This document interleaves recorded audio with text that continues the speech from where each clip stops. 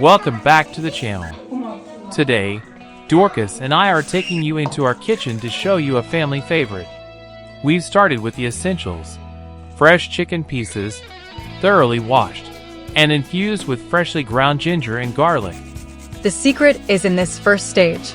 By simmering the chicken with these aromatics first, we aren't just cooking the meat. We are locking that ginger garlic punch into every single fiber. Before we move to the frying stage to get that golden crunch, we want to hear from you.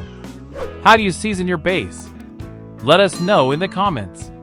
And if you love seeing the science of good food and purposeful living, hit that subscribe button right now and join our community for more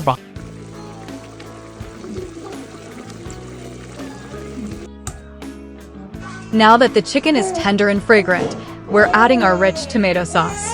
This creates a beautiful, tangy glaze that will caramelize perfectly once it hits the pan. Listen to that sizzle. We're flash frying these pieces just long enough to turn that tomato glaze into a crispy, savory crust. This is where the magic happens.